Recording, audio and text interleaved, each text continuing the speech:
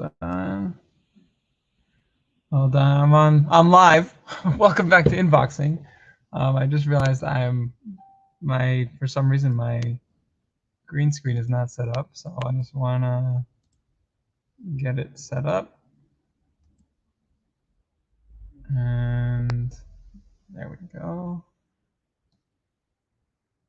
A little more. Okay, good. Okay, welcome back to Inboxing. I'm Hillel Berg, your host. Today we're doing something very special, very unique that we've never done before. We're doing a show about AMP for email, and you might have heard of it, but you don't know so much about it. And our guests today, know a whole lot about it. It's going to be a bit of a panel. We're going to try to work this out. Basically, we have two amazing guests, and we're actually connecting 3 continents. I'm in the Middle East. I'm in Israel, and our Akibur is the CEO of Modomail in India, in Bangalore region, Modomail. He'll tell you a lot about Modomail. Modomail is a platform that uses AMP for email to send AMP emails, which we'll get into. Which gives a lot of interactivity and things that surprise a lot of people in the inbox, which is part of the struggle of AMP for email. And then Elliot is a tech whiz, senior tech person at Salesforce, and he's doing some amazing stuff at Salesforce. And Salesforce now supports AMP for email, probably a lot to do with the efforts of Elliot. And Elliot's connecting from Australia. So I love this amazing global connections that we're doing here today. So without any further ado, please welcome Akib and Elliot. Akib and Elliot, welcome to Inboxing. Thank you. And just really for those who joined us, just to clarify, I don't work for Salesforce. I work with Salesforce. So I actually work for a company called CloudKettle. They're a Gold Salesforce partner. Okay. I appreciate that clarification. But I had I've been working very closely with Salesforce for several months now, and I spent hundreds of hours working on the pilot program for AMP for email. So I'm kind of well versed in the framework. Okay. Does CloudKettle have anything to do with AMP for email, or it's just incidental? No, so we are a partner. We work with major companies and help them create AMP email campaigns. Okay, all right. Thank you for that clarification. Akib, do you want to give us a little intro to? Another clarification from me: it's Mail Modo, not Modomail. Oh, I'm sorry. Did I say Modomail? Mail Modo. Yeah, my mistake. I'm so sorry. So you want to tell us a little bit about your AMP experience in Modomail? Yeah, so I have been a marketer. Modo, I just did it again. Oh my gosh, I gotta stop doing that. So I was saying that I have been a marketer myself, and I used to send like millions of emails every month. And the problems that I used to face before was majorly around conversion rate. We did everything to improve the open rates, click rate, but the conversion rate always has been a problem because user has to open an email, read an email, then click on a link, go to a website, wait for the page to load, and after several other steps, the conversion happens, right? So AMP for email solves that problem very well. It brings the whole application like behavior inside the email. So and that's why the whole Mail Modo concept emerged. And we started building Mail Modo for marketers as a no-code platform to create various kinds of AMP emails as well as normal emails. All right, thank you for that. I'm getting a lot of background noise. Is that from your side, Akib? Pardon? I'm hearing a lot of background noise. Okay, one second. Yeah. Is it better now? Is it better now? A little bit better now. Yeah, a little bit better now. Okay. Right. I'm at an open place. Probably that might be causing the noise. All right, I just want to let's see if I could fix my. It's weird. Hold on a second. I'm having an issue with my headphones. I just wanna.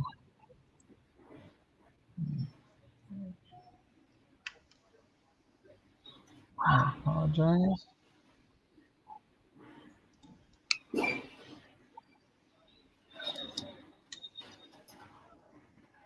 Okay. All right, that should be better. Yeah, definitely is better. Okay. All right, let's all right, just raise your hand or jump in. But can you explain to the audience what AMP for email is? Who wants to take that one? Are you muted? You're muted, Elliot. I am muted. Yeah, so I'm happy to go and take that one. To start with, so I guess AMP for email is an open source framework that enables new email experiences. Well, and that's a quite broad statement, but really at a high level, it can be summarized as the ability to create highly interactive emails that can include open time content. Now, I guess put a different way, it effectively provides the type of user experience that you can expect to see on a web page, like using real-time content. So when you load a web page, it's based on in-the-moment data.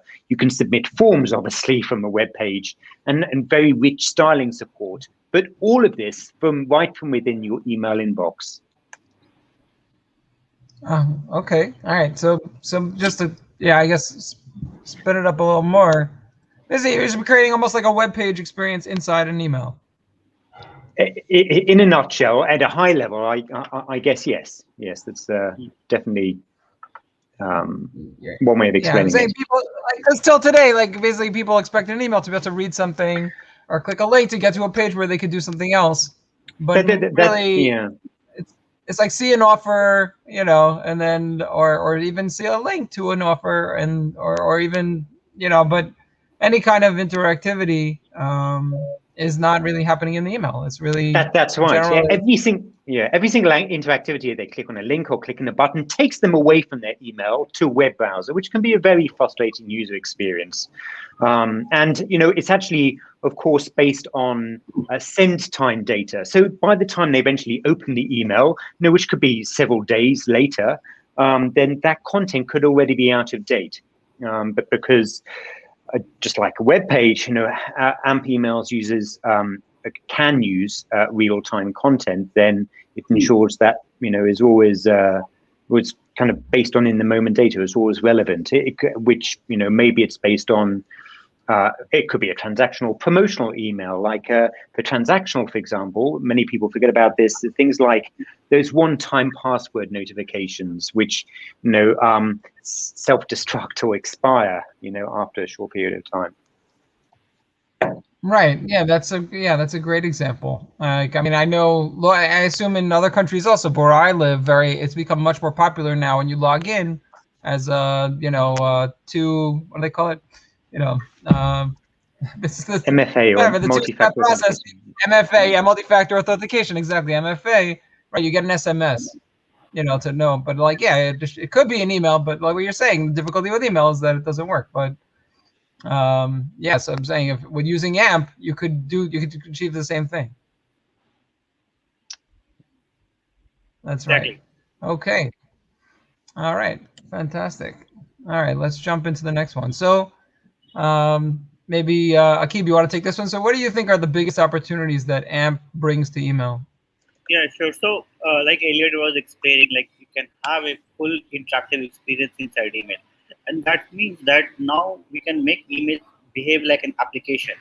So what in our case at Mailmodo, our clients are using it in a lot of different ways.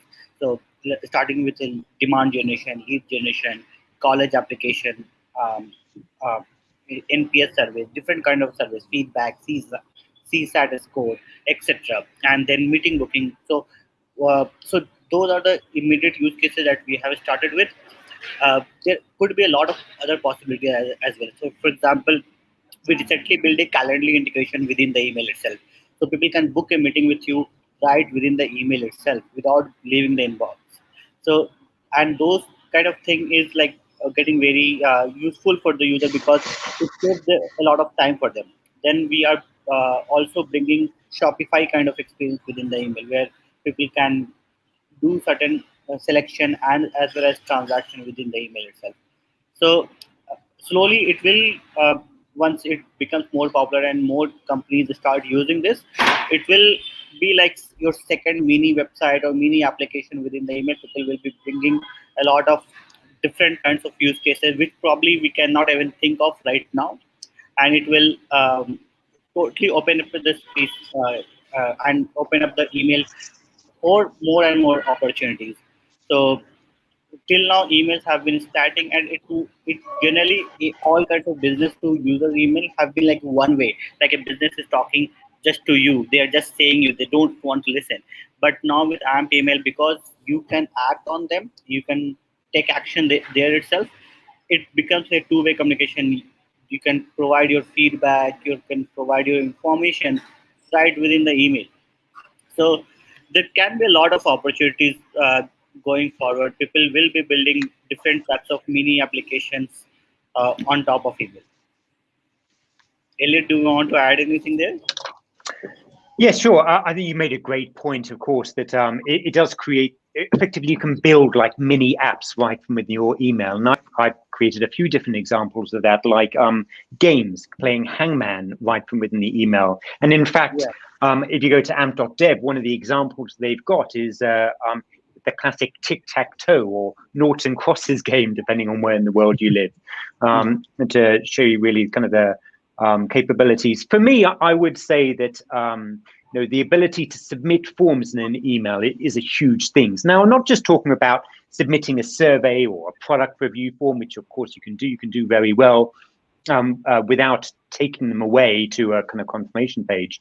But what you have to remember, what's actually happening in the background here, is that you're able to make asynchronous requests, specifically XHR requests, to a remote server. And what this means is that you can create, just don't think of it just as a form submission, but we can do things like you can add items to your wish list or maybe a shopping cart directly from your email.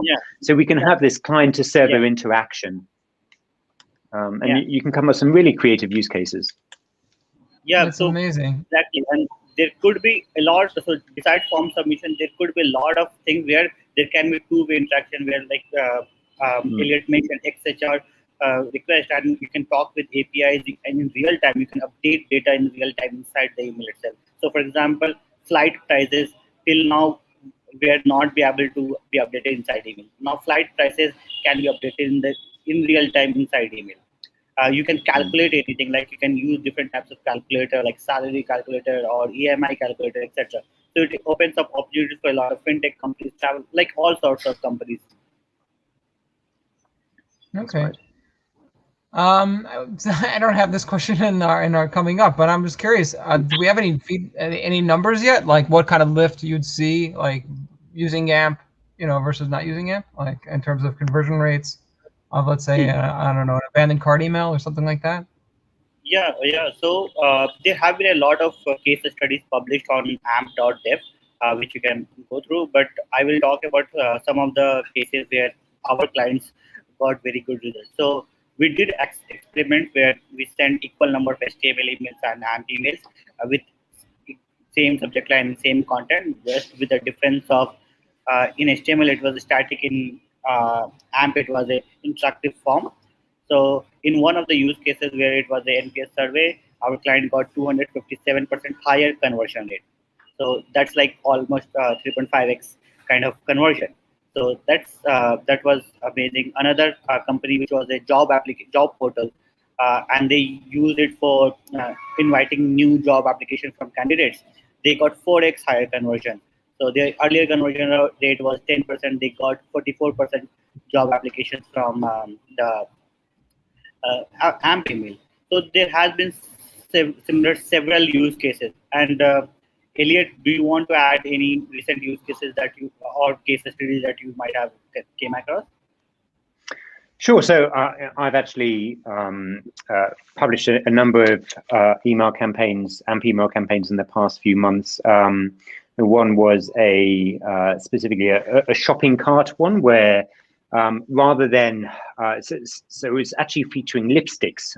Now I can certainly share a link to this if you want to see the video, where you can go and preview different shades of lipstick right from with your email, and then go and add that item to your cart directly from the email. When you click out checkout, you're actually directed to a checkout page to complete your purchase. That was a very successful campaign. I'm sorry, I'm not in a kind of, it's not a public case study, so I'm not in a position to actually share the results. But I'd say the kind of, in short, the benefits of AMP emails are unquestionable. Having said that, AMP emails is not for everyone. There are in that it really depends on. Or it depends on many factors. I mean, primarily your audience and whether they can actually open AMP emails. And I kind of think that's that takes us to the next question coming actually. Up. Yeah, it's like where does AMP work? Yeah. Akbar, do you want to answer that? Yeah, so right now there are very few email clients who support AMP emails, including Gmail, Yahoo, and Mail.ru. And there are certain browser restrictions as well, but these are the main clients where you will be able to see emails. You will not be able to see AMP emails in traditional desktop native email clients like Outlook or Apple Mail right now. So like Elliot was mentioning, if your audience is primarily on Gmail and Yahoo, then it is a big use case for you. Otherwise, if your audience is primarily, say, on Outlook or say on Apple Mail, then it may be not that great useful for you. But being said that, suppose even 50% of your audience is on Gmail and Yahoo, and if you're able to improve their experience, so that's a great deal, because for at least for those 50% of the users, the experience will be much better. For rest of the users where AMP doesn't work, a fallback HTML version is shown. So for them, there's no difference in experience. But for those people where AMP works, it becomes like a much better experience. And so just to extend on that and to clarify, yes, sending to both service provider domains and customer domains is supported. For example, recipients don't have to have a gmail.com address.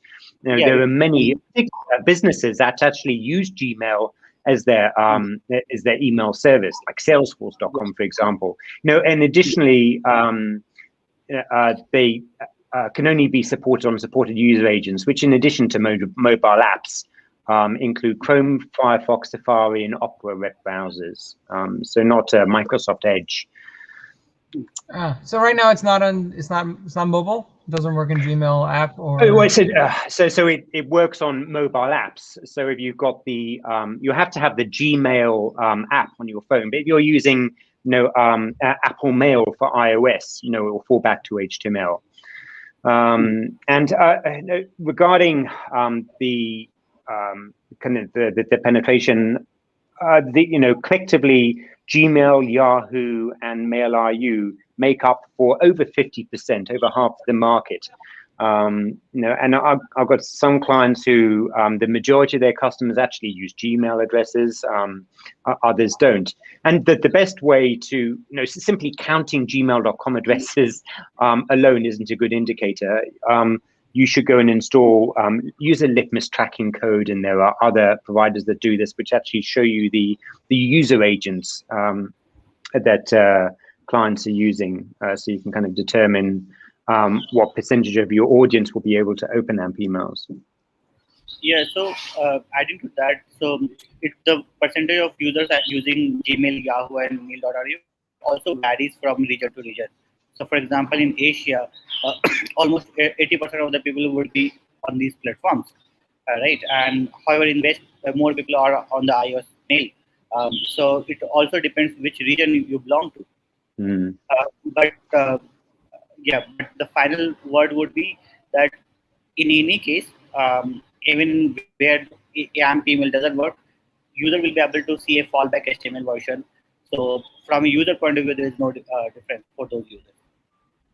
Right, and that's actually something important to I didn't realize until I spoke to Elliot. But Yeah, I always thought it was like in that the AMP section like was part of the HTML version, but it's actually it's a different MIME type, and what that means is that like when you're sending an email from your client, like if you've ever sent from a MailChimp or any other ESP, email service provider, you'll know there's a text version. So in the supported ones, the supported mail senders, there's a place to put an AMP version of the email.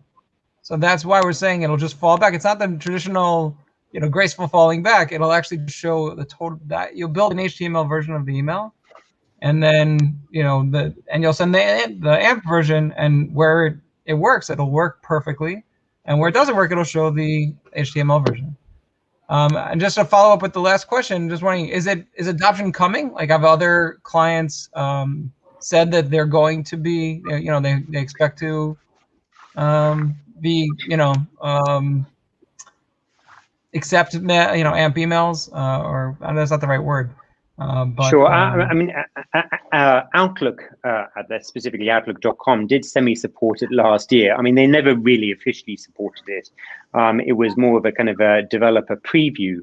And I think that is available, but it's now turned off by default. I think that Microsoft are kind of sitting it out and just monitoring what the take-up and adoption is, which, of course, they can quite easily do just by having a look at how many out of the emails that come through Outlook.com and Hotmail. Have a look at those their AMP MIME part. So yeah, I understand they're kind of sitting and looking at the I guess adoption before they kind of commit. Yeah, anyone else besides Microsoft?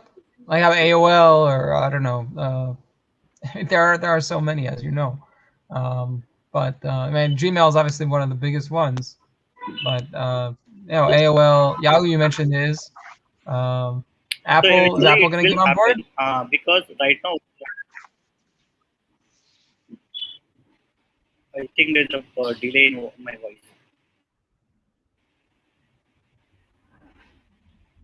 Yeah. Hello, Go ahead. I'm being quiet. Yeah, we hear you. I'm just being quiet to let you you talk. Okay. So eventually it will happen, because right now what happens is every email client has a different way of rendering HTML, CSS. So there's no standard there. Like same mail you will see differently in Gmail, and Outlook and Apple Mail, because the way they render HTML, CSS is different. AMP for email brings that kind of standardization in rendering the email. So slowly other email clients will start adopting AMP email, and like Elliot mentioned, it would be they would be waiting for adoption rate, and once more and more businesses are adopting, more and more people are start getting AMP email, they will also adopt it. Okay, great. So what about sending AMP emails? Like, where can you send email? I know the only one I know of right now is Klaviyo, I think, but where I'm sure other ones will be getting on board. But at the moment, where can you send AMP emails? Yeah, so number one option is Mailmodo, because at Mailmodo, at Mailmodo you can both create AMP email and send it at one platform itself without any coding required. There are other platforms like Salesforce, Klaviyo, and several others where they have enabled AMP email. If you have the AMP email code, you can send it from Salesforce or Klaviyo, etc. So Elliot's company, I believe, that creates beautiful AMP email. You basically develop AMP emails, right, Elliot? That's right. I mean, it's part of what we do, but there were over 30, in fact, 32 listed email platforms and service providers that you can create and send AMP emails from. But Spite specifically do it through Salesforce Marketing Cloud. It's supported by SendGrid. Cheetah Digital, Dot Digital, many others. So Amazon, SES, their simple email service, for example. In addition to service providers such as Mailmodo. Yeah. Okay. Do you need to get like approval or anything like that in order to be able to send that email? Yes. Yeah. There's a process involved there. to whitelist your sender email before you can start sending AMP email. That generally takes 3-4 days, and it is a straightforward process, but it may be overwhelming for a new first-time user. Okay. All right. So is AMP? I mean, it sounds like it's already very robust, but is it going to continue to develop like the way almost everything does? Well, I can take that, and maybe Akurwa can expand on this. So to clarify for listeners here, AMP for email uses a subset of components from the core AMP framework, and let's just talk specifically about AMP for email. Now, the AMP for email roadmap is ultimately determined by the AMP for email working group, and more specifically, the platforms that support this framework. And I've been monitoring the Slack working group channel for AMP for email, which incidentally is free for anyone to join. You just go and search, look for their GitHub repository, and you'll find a link to it. And I've just got the impression, and also actually knowing people on the working group, that they don't have an aggressive roadmap, but instead are more focused on shoring up currently supported components.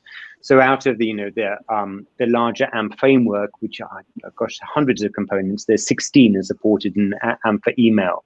Like there's something called AMP autocomplete, and this component suggests completed values as you type. But this component is currently, that's what they call experimental, as it's not supported by all email clients.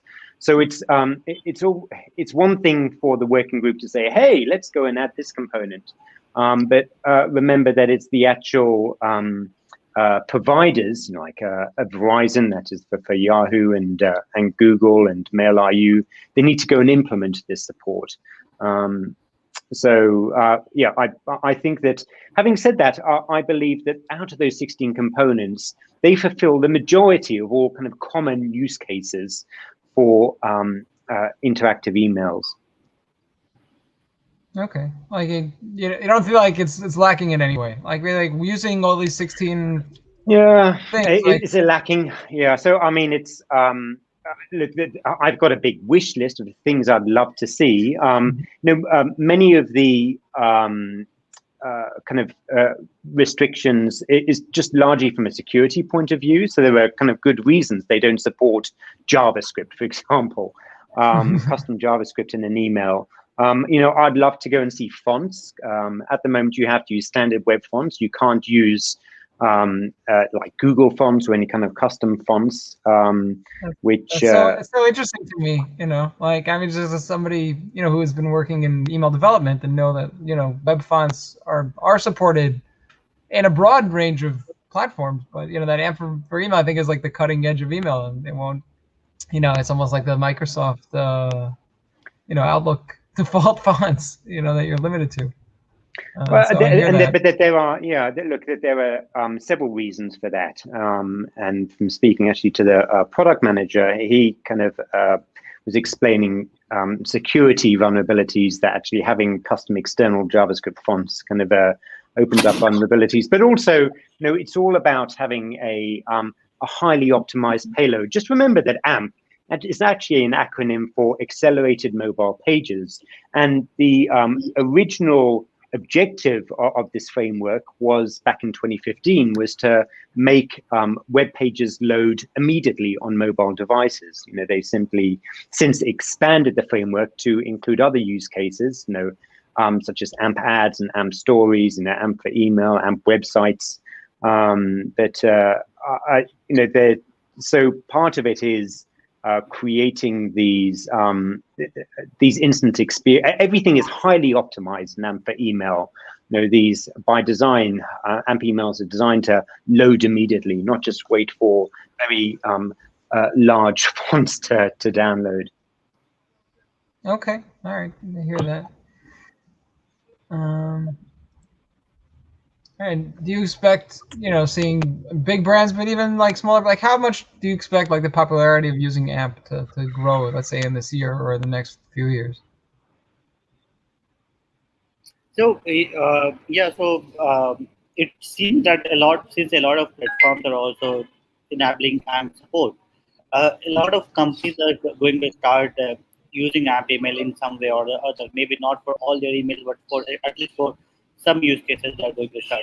So we have been talking to a lot of companies around the world, and it seems that it immediately attracts attention. So there will be people who will wait, but there will be also a lot of brands who are going to use AMP email, especially in the e-commerce category or the education and finance category. So there will be a lot of brands.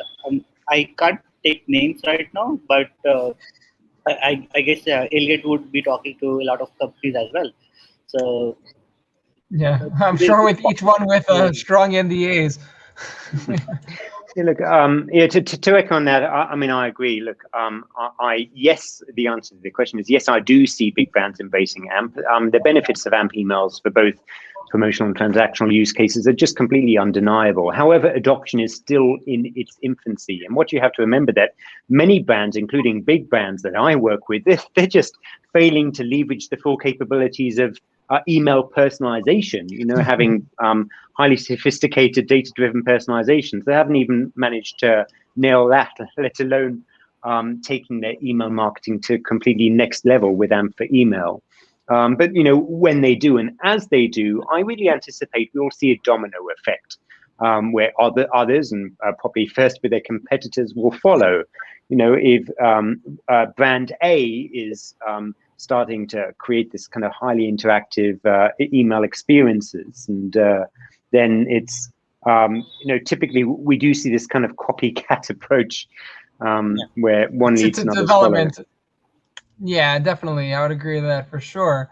Has any brands, you know, gotten attention for an AMP email they've sent yet? Like, is any? Yeah. So I mean, there's, you know, the early kind of lighthouse kind of showcase ones were Pinterest, and you should go and check that out, and Booking.com.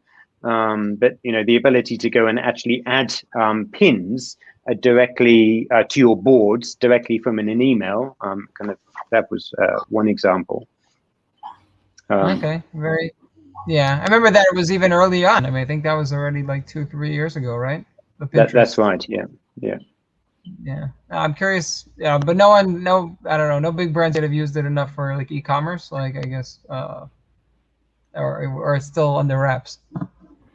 Saying someone's getting that email saying, "Wow, this was the coolest thing I've ever seen," and just you know, post it to a board somewhere on the internet. And so look, yeah, look. I mean, it's still in its infancy. I'd say it's. I believe 2021 will be the year it's starting to take off. I mean, we've just seen that Google has only recently released the ability to reply to comments, for example, with Google Docs or Google Slides right from within your email.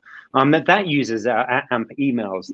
I'd say the main challenge is, at the moment, I'd say that is educating your audience, and you know, as customers, email subscribers, I think you're very kind of cautious about clicking on a button or typing something in an email, because they assume that they'll be redirected to a web page, you know, unaware that that they can actually achieve this type of experience. So as kind of I guess customers become more aware that you can this is the way that email can work now, then that in turn will also assist with adoption.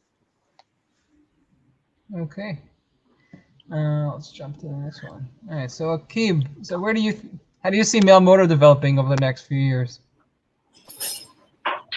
So Mailmodo will grow as a email marketing platform which will focus on these interactive emails and helping brands create different kinds of applications within the email. So our vision is to help marketers get better conversion rate from their email marketing. So till now, marketers have been focusing on just sending emails and hardly getting better open rates. So but the end objective should always be getting better results, better conversion rates, better end conversion. So that will be our focus, and we'll be developing in that direction. Okay, great. And Elliot, where do you see AMP in the next 2-3 years? Look, I mean, as far from a technology and maturity perspective, I don't anticipate it will be too different from its current feature set today. But as for adoption, I'd like to think that it would have gained some traction. It's really got off to a slow start for the reasons I explained earlier. But I'd say that there's certainly now a level of awareness about the framework in organizations that didn't exist before. Where do I see it in 2 to 3 years? I would actually love to see this progression to more of a closed loop experience where customers can not only view offers and promotions and interact with their email, but also respond to the call to action and complete purchases directly within the email. For example, as that use case we discussed earlier, say I receive a banning cart email, I can then go and complete my purchase just by entering an MFA code that was sent to me by SMS. Authenticate. You already know who I am. You already have my credit card details. It's just this simple authentication, and then kind of complete the purchase, all from within your email. I'd say I guess that's the vision and dream that I see for AMP emails. Okay, great. All right, so I just I think that's all for now. But any final thoughts? Akiva, you can you can take it first. Whatever you want to say, go for it. So I feel that AMP for email is going to be a great opportunity for all kinds of businesses, as well as a better experience for users. So if you see that web and email started at a similar time, right? But web has evolved so much. Initially there was web 1.0 where were static pages, and then it evolved into different kinds of application. And now what we see on web is very different from what we had in the beginning. But if you see emails, emails have remained the same over there. There has not been any technological evolution, and there's still probably the first email that you might have seen and the latest email that you see are very similar in look and feel. So AMP for email is definitely a turning point in the technological history of emails, and it is going upwards from here.